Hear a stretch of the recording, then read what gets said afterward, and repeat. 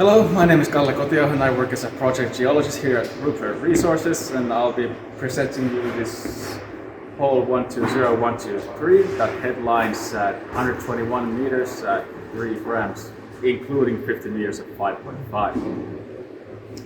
So, we start the hole off in black shales, and then we transition through this contact zone into our albite altered felsic sediment. That is quite pervasively albite altered and brecciated at times. And whenever we have kind of stronger breccias, we start having gold grades, like over here, 1 ppm. So this rock has mostly kind of this under 2s, 1s, 2s ppms. So that's kind of sort of a halo to our main zone. And then we start off getting closer to our main mineralized zone that's characterized by really intense multiple state breccias. And we start having more magnetite here, more pyrite, and more hematite at this stage in the hole. So as we progress further, we keep on going in this albite altered felsic sediment. And then we move further, we start getting to our first breccia zone. So this is an early cataclastic breccia.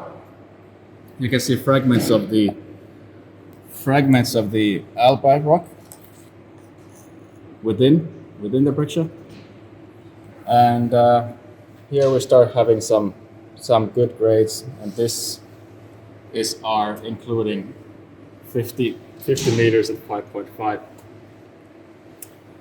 So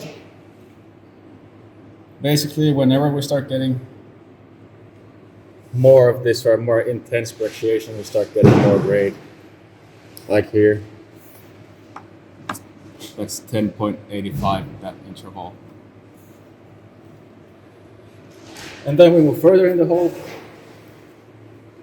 After this cataclastic early breccia, we start getting this later hematite stained oxidized breccia zone that starts off with a 65 or 64.9 ppm sample that's really pyrite rich and has some visible gold actually over there with the pyrite. So we move through this really intensely brecciated zone, and it carries some good grade, 10, 6, 11, 6, 4. So that's the core of our mineralization. Then we'll go further back into one more of these earlier cataclastic breccia zones here. And that's where our main mineralization stops in this hole. But we do still get these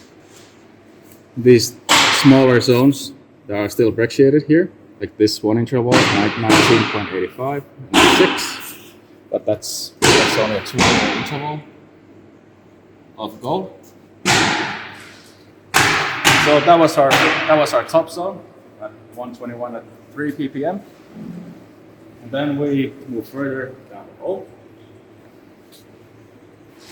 through some unmineralized bits into our second zone that starts from here, and this headline at 80 meters at 1.8 grams per ton. So here it's basically the same story, that we start getting breccias and then we start having veining associated with these breccias as well. And for example here. And here where the veining intensifies, we start getting better grades. And all of these veins, they have they have sulfides and some magnetite as well. And then we move further down the hole. And wherever we get these veining brecciation, we start getting some grade. And here again, veining picks up. You get a 6, 1, and a 5. And all of these veins, they're full with pyrite.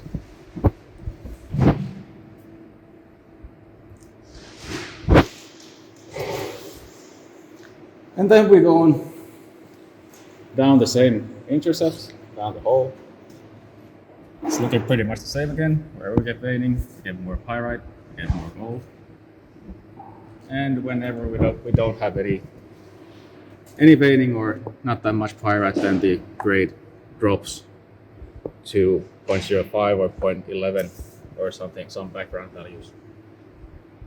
And here again, we have a breccia, and the grade picks up to 2.5.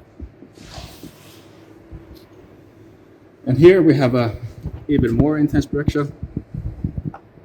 Grade is 8.69. More veining, more breccias. Grade 23.5. And then we move on to some a bit more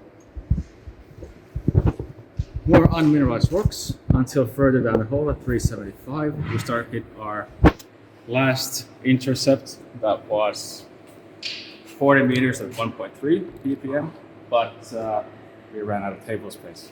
So thank you, Chris.